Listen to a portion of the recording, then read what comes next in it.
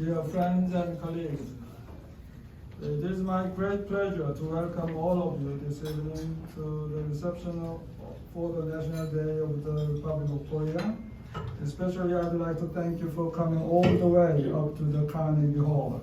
We usually hold our National Day reception around October 3rd, which is Korea's National Foundation Day, dating back to 4,000 years ago.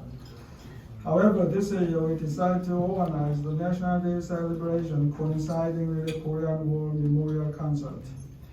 The concert is to commemorate the 70th anniversary of the Korean War Armistice, as well as the RK-US alliance that was formed at the end of the war in 1953.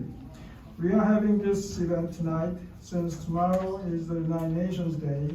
On this day, we remind ourselves of how the Republic of Korea was saved by the UN, literally from the verge of total annihilation in the Korean War.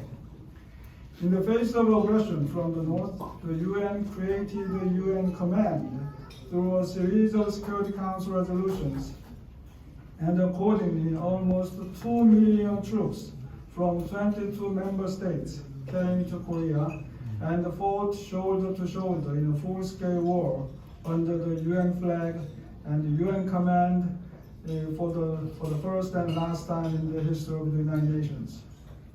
Among the 41,000 UN troops who lost their lives during the war, more than 2,000 soldiers now rest in the one and only UN Memorial Cemetery in the world, located in Busan, the second largest city in Korea, which is also the candidate city for the World Expo 2030. Thanks to the UN assistance, we could not only protect our country from invasion, but also rebuild it from the ashes of war, eventually to become one of the most thriving economies and vibrant democracies in the world. This, I believe, is what makes Korea's history a powerful testament to the spirit enshrined in the UN Charter. Excellencies, Korean War was indeed bloody and brutal, but it also tells us many incredible stories about bravery, perseverance, camaraderie, and humanity. We remember the unyielding spirit of the U.S. Marines and Army soldiers in the historic Battle of the Trojan Reservoir. While the extreme coldness of minus 45 degrees Celsius and the endless waves of enemy attacks were taking a heavy toll on the lives of the U.S. troops, day and night, they fought their way out of enemy encirclement. We remember Colonel Louis Chesty Fuller of the 1st Marine Regiment and his famous quote, "We were surrounded. That simplifies our problem. Now we can attack in all directions." When they reached the port of Hungnam for evacuation, U.S. Marine Captain Leonard LaRue made an extraordinary and noble decision to take as many Korean civilians as possible on board his already crowded ship, even abandoning military equipment to make space.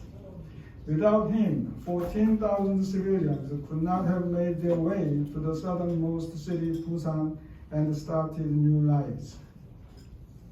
We remember the outstanding courage and perseverance of the 27th British Commonwealth Brigade in the Battle of Gapyeong.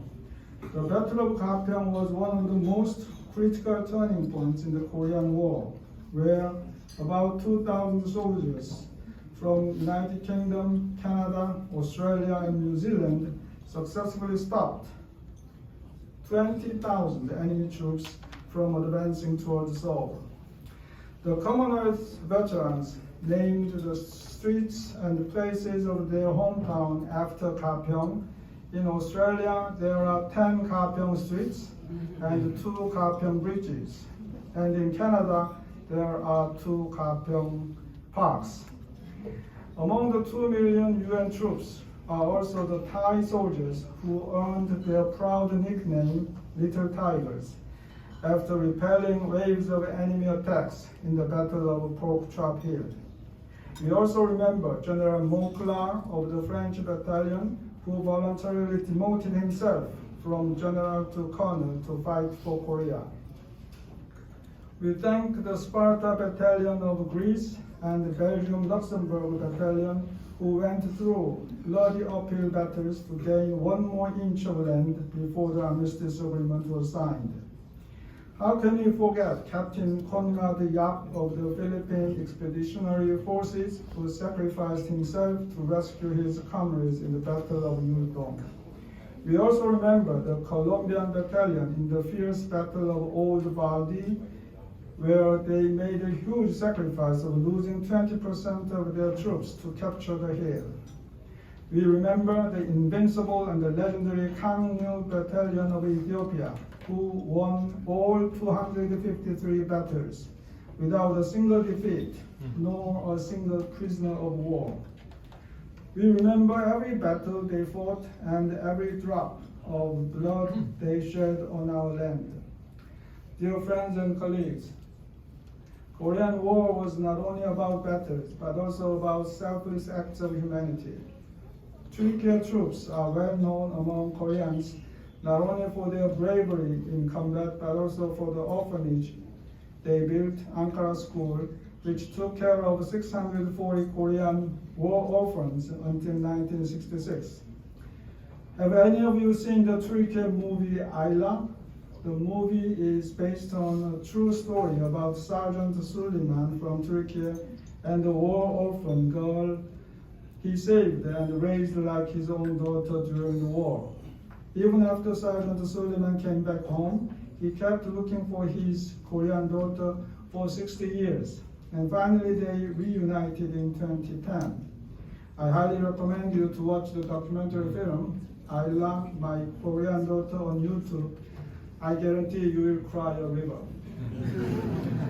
In addition to 16 countries who dispatched combat troops to Korea, 6 countries provided critical medical support.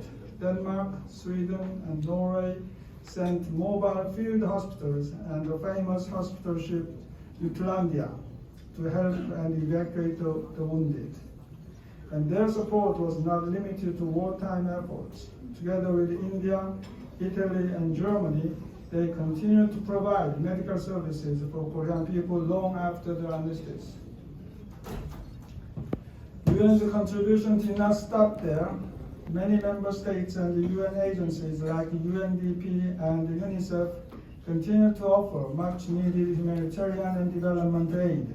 This international assistance not only helped us overcome extreme poverty in the immediate aftermath of the war, but also laid the groundwork for our national development in the following decades.